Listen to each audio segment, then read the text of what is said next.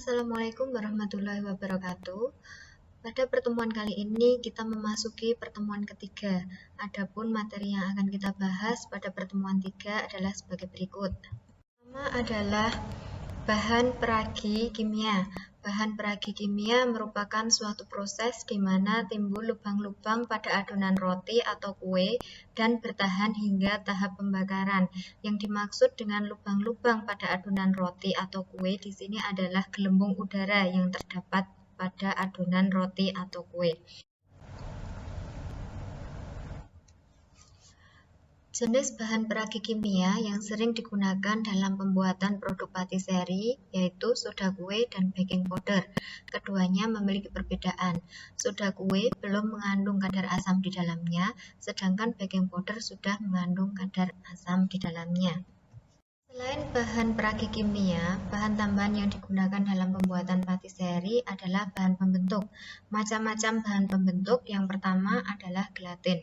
Gelatin merupakan protein hewan yang bukan gom atau lem, tetapi digolongkan sebagai stabilizer. Gelatin merupakan bahan pembentuk yang terbuat dari tulang ikan.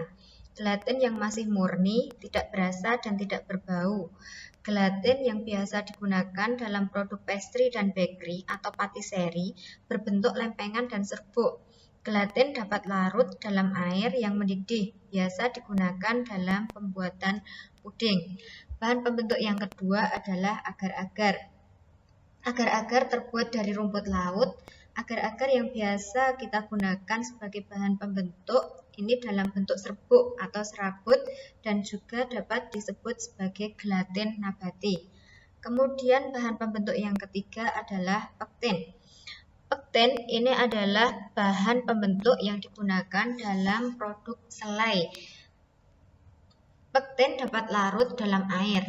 Pektin biasa dibuat untuk produk selai, contohnya adalah selai jambu atau jambu buah biji, kemudian jeruk, pepaya, stroberi, dan buah-buah yang lainnya. Yang keempat bahan pembentuk adalah isinglass. Isinglass adalah gelatin yang terbuat dari gelembung-gelembung hewani atau gelembung ikan. Gelatin jenis isinglass dapat larut dalam air panas dan akan membentuk jeli bila dingin. Karena isinglass merupakan gelatin yang murni, maka harga isinglass sangat mahal sehingga jarang sekali digunakan dalam bahan tambahan produk pastry dan bakery.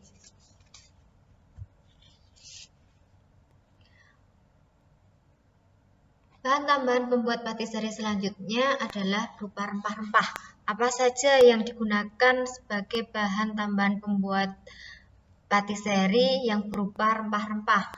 Yang pertama adalah wijen, yang kedua biji jinten, ada bunga pala, ada cengkeh, ada ketumbar, ada jahe, kayu manis. Kemudian buah kacang-kacangan atau manisan. Jenis buah kacang-kacangan manisan yang sering digunakan sebagai bahan tambahan pembuat patisserie diantaranya seperti kismis, almond, kacang tanah, sukade, kurma, jahe, atau kacang mete. Selanjutnya adalah maizena. Apa sih tepung maizena itu? Tepung maizena adalah tepung yang terbuat dari jagung, sehingga sering disebut dengan tepung jagung. Nah, kegunaannya dalam tepung maizena ini adalah sebagai bahan pengental dalam pembuatan fla.